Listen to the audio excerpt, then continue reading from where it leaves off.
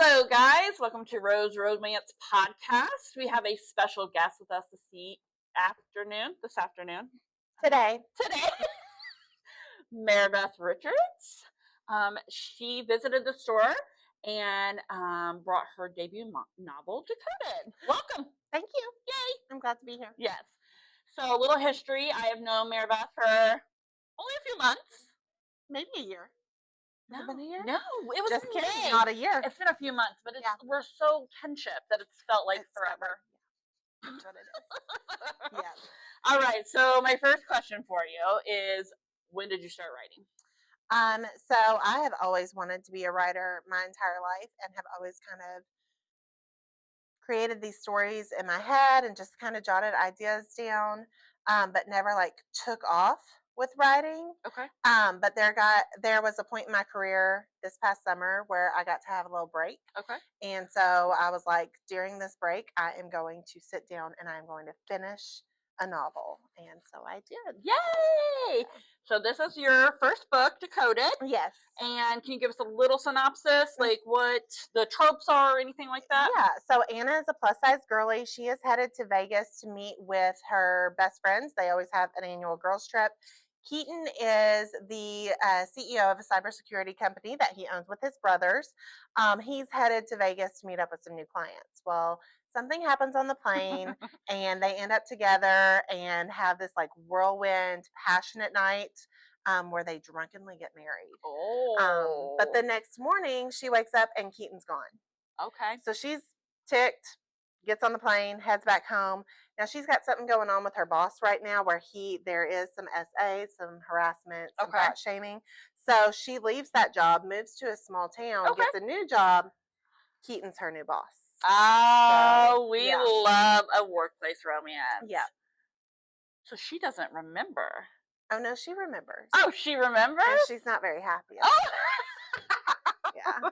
Perfect. So there's a little tension. Gotcha. Between the two. Okay, a little bantery. Yes.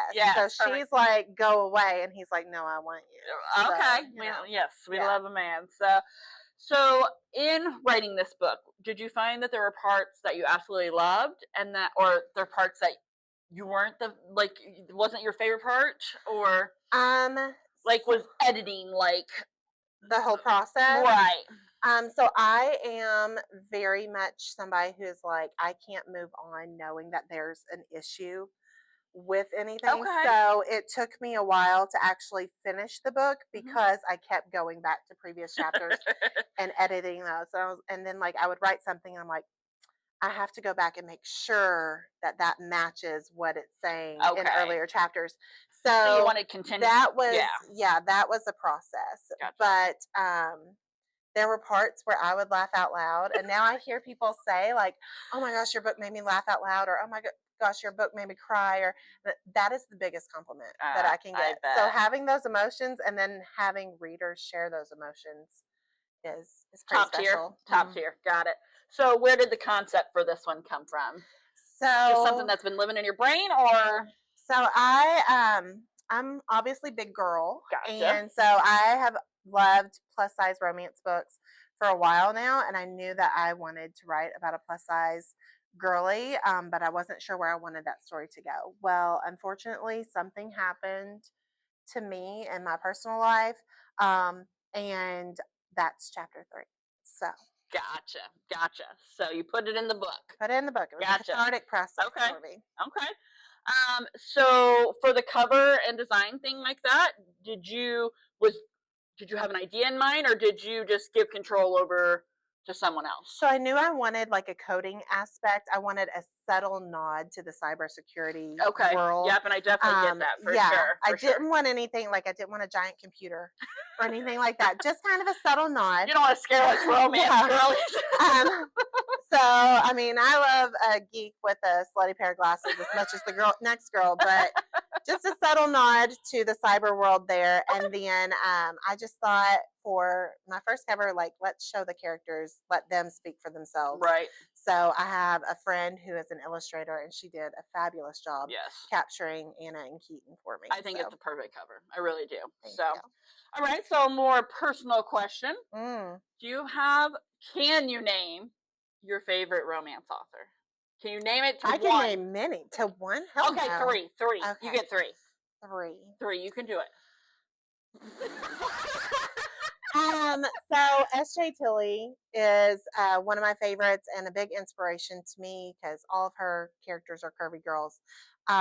She's not afraid of a miscommunication trope, and I love that because I feel like it's real. Right. So I really love S.J. Tilly and all of her Shout works. out to her because she is also my queen. Yeah. Yeah.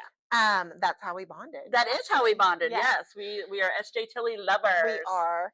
And then I would say Megan Quinn. She's so funny. She's so Oh funny. my I gosh. love a rom-com. I love good banter. I feel like I have a lot of good banter Right. in here. Right. And I feel like it would be Megan Quinn approved. Gotcha. So anyway, yeah, she's definitely one of my favorites. And then Sienna Trapp, she's an indie author. She's probably one of my favorites too. I love a hockey romance, and she writes some I haven't. spectacular hockey I didn't read romance. the hockey romance. I read that Small town romance. Imagine that. You with a small town and a cowboy. It was really good though. Yeah, but the hockey, oh, it was so good. So good. Yeah. So And good. Megan Quinn, back to her, for her, I love watching her on TikTok. She's hilarious. Yeah. She's so crazy. She's hilarious. I love that she just goes with it. You know what I mean? So, and her hair always looks flawless. That just, yeah. We love that. We love her, that bitch. We love that for you. So, do you have a favorite romance trope? Marriage of convenience. Really? Yeah. I love a marriage of convenience, an arranged marriage. I eat it up. Right. Yeah. I love it so much. Mine's age gap. Oh, no. I know. It's shocking. I do love an age gap. Obviously, there's an age gap here between Anna and Keaton, but give me an age gap, a single dad. Yeah, so we'll have a single dad and nanny coming in February. I'm so excited. So yes, let's talk about that. Your future plans for books. Yep. So the book Decoded follows Keaton and Anna. Keaton is the CEO of a cybersecurity company that he owns with his 2 brothers. Okay. So Lincoln and Camden are introduced in this story, and so is Lincoln's daughter, Charlie. You find out in Decoded that Lincoln's looking for a nanny. Yay. So book 2, Decrypted, will be out in February. Oh, I love the name too. That's perfect. So we'll have Decoded and Decrypted. Okay.